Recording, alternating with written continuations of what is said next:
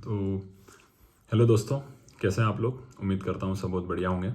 तो अब सीजीएल 2025 में 8 दिन है, 10 दिन है या 15 दिन है, किसी को भी नहीं पता है। लेकिन डेट्स जो 13 अगस्त से पेपर है उस हिसाब से देखी जाए तो 8 दिन बचे हैं।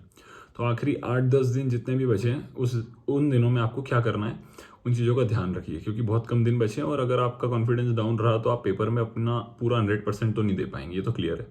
तो आपके मान लीजिए मॉक में कितने भी नंबर आ रहे हैं, 130, 40, 50 जो भी आ रहे हैं, आखिरी टाइम पे सिर्फ आपको पीवाईक्यू बेस्ड क्वेश्चन करने हैं। आपको इधर उधर नहीं भटकना है, क्योंकि अगर आप इधर उधर भटके तो परेशानी होगी। आप टफ मॉक लगाओगे, पूरे दिन मोरल डाउन रहेगा। लोग कहते हैं वही रियलिटी चेक भी मिलना चाहिए, पर रियलिटी चेक अगर आप ले रहे हो तो लाइव मॉक लगा लीजिए, वहाँ से मिल जाएगा। क्योंकि पीवाईक्यू बेस्ड होगा क्या, आना वही है, लेकिन बस यही है, कंसेप्ट आएंगे वही, क्वेश्चन के पूछने के तरीके, वैल्यू ऊपर नीचे, टफ वैल्यू हो सकती है, तो वो सब चीज़ें तो होनी है। लेकिन आपको ध्यान किस चीज़ का रखना है, आपको ध्यान ये रखना है, मान लीजिए आपका कोई पैटर्न है, जैसे मैंने टेस्ट का बताया हुआ, आपको टेस्ट सॉल्व करना है इस तरह से कि जीके, इंग्लिश, रीजनिंग, फिर मैथ्स। अब जीके आपको 5-7 मिनट में खत्म करनी है, थोड़ी लेंदी आएगी तो 8 मिनट। इंग्लिश आपको खत्म करनी है 6-7-8 मिनट में, लेकिन लेंदी आ गई तो चलो 12 मिनट लग गए, है ना, वो भी मैक्सिमम हो गया। 10 मिनट में तो खत्म करनी है नहीं हाउ आपको, तो 10 और 8 18। अब आपके पास बचे कितने, 42 मिनट बचे हैं। 42 मिनट्स आपके पास बचे हुए हैं रीजनिंग और मैथ्स के लिए। तो आपको ध्यान रखना है 15 मिनट में रीजनिंग करनी है और बचेगा टाइम 27 मिनट आपके पास मैथ्स के लिए। ट्राई तो ये करना है कि 12-13 मिनट में रीजनिंग हो जाए, लेकिन अगर बड़ी रीजनिंग पूछता है तो आपको क्या ट्राई करना है कि 15 मिनट में हो जाए और फिर आप आ जाए मैथ्स पे, जो 27 मिनट आपके लिए बचेंगे। ये तो हो गया जब टफ पेपर आया, सिंपल आया तो सब में टाइम कम लगेगा, फिर मैथ्स में 30 मिनट बच जाएंगे, रीजनिंग 12 मिनट में हो जाएगी। अब डिपेंड क्या करता है आप पे कि आप आखिरी 8 दिन में क्या करते हैं। तो आपको ध्यान रखना है, आपको रोज सेक्शनल मॉक्स लगाने, मैथ्स के पीवाईक्यू, जो भी रीजनिंग के आपको लगाने, तो और आपको फुल टेस्ट भी लगाना है रोज, 1 या 2 जितना आप लगा सकते हैं। 1 से आपका काम हो जाएगा, 2 भी अगर जिनके अच्छा स्कोर आता है तो 2 लगा लीजिए।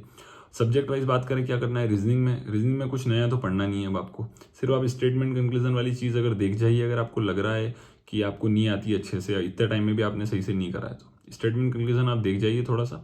उसके अलावा आप बात करेंगे मैथ्स की, तो मैथ्स में आपको रोज कैलकुलेशन करनी है, कैलकुलेशन फिंगर टिप्स पे रखनी है। फॉर्मूला बेस्ड क्वेश्चन अगर आते हैं तो वो तो हाथ से जाने नहीं चाहिए।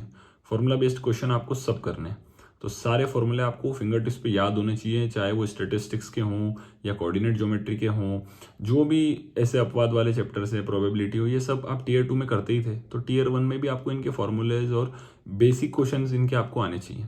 ठीक है, नहीं तो इनको नज़रअंदाज अगर आपने करा तो फिर आपको क्या, वहाँ पे अगर 2-4 क्वेश्चन ऐसे आ गए तो आप पैनिक कर जाओगे।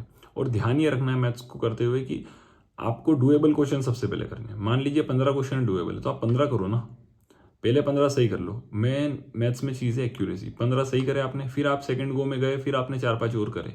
इस तरह से पहले हर सब्जेक्ट में आपको 20-20 सही बनाने, और हर सब्जेक्ट मतलब 3 की बात कर रहा हूँ, मतलब रीजनिंग, इंग्लिश और मैथ्स की। जीके तो देखो अपवाद है। अपवाद कैसे है कि कुछ भी पूछेगा, आपको पता ही है, कुछ गारंटी नहीं है जीके की, लेकिन आप जितना रिवीजन कर सकते हैं आखिरी टाइम में, जो जो इंपॉर्टेंट चीज़ें हैं या जो भी आपने पढ़ा है सिर्फ वो रिवाइज कर लीजिए। ज़्यादा के पीछे भागो मत, क्वेश्चन लगाना ये करना। आप ट्राई करिए कि आप थ्योरी कवर कर पाएँ, आप थ्योरी को अच्छे से पढ़ पाएँ। ठीक है, और थ्योरी बार बार पढ़ पाएँ, थ्योरी बार बार पढ़ पाएँ। सेंसस हो गया, जो भी स्टैटिक के टॉपिक्स हैं, एक्सपोनेंट्स हो गए म्यूजिक के, और 5 ईयर प्लान्स हो गए, स्कीम्स हो गई, इनको अच्छे से करके जाएं। क्योंकि करंट वैसे तो एसएससी सिलेक्शन फेज में भी पुराना ही पूछा है, ज़्यादा नया कुछ करंट पूछा नहीं है, तो पुराना ही पूछता है। टीसीएस के टाइम पे पुराना पूछता था, तो करंट पे ज़्यादा ध्यान दे के तो परेशान होना है। तो आप ट्राई करिए कि जो आपका कोर जीके है वो अच्छा कर पाए आप। इंग्लिश में वोकेबलरी रिवाइज करके जाइए, फ्रेजल वर्ब अच्छे से पूछेगा तो फ्रेजल वर्ब अच्छे से करके जाइए, फिक्स्ड प्रीपोजिशन अच्छे से करके जाइए, एरर्स के रूल्स रिवाइज कर लीजिए आखिरी टाइम पे। और आखिरी टाइम पे पेपर में आपको जो चीज़ सबसे ज़्यादा हेल्प करेगी वो है आपका कॉन्फिडेंस। अगर आप अपना कॉन्फिडेंस साथ लेके जाते हैं तो 10-15 नंबर तो कॉन्फिडेंस के ही मिलते हैं वहाँ। क्यों? क्योंकि आपको विश्वास है अपनी तैयारी पे, आपने ईमानदारी से टाइम दिया है, मैथ्स हर सब्जेक्ट पे काम किया है, मॉक में अच्छे नंबर आते थे, तो वहाँ घबराने की जरूरत नहीं है। एडीक्यूटी, टीसीएस, ये सब देखा जाएगा, अभी तो सब चीज़ें चल रही हैं, तो आपको अपनी पढ़ाई नहीं रोकनी है। क्या पता पेपर हो जाए और फिर आप कुछ ना कर पाओ, तो रिग्रेट में तो नहीं रहना है। ये आपको आखिरी 10 दिनों में ध्यान रखना है। और भी कुछ आपके डाउट्स हों तो कमेंट्स करिए वीडियो में, और आप डीएम भी कर सकते हैं इंस्टाग्राम पे, और फिर उन चीज़ों का मैं जवाब दूंगा फिर वीडियो में। Thank you.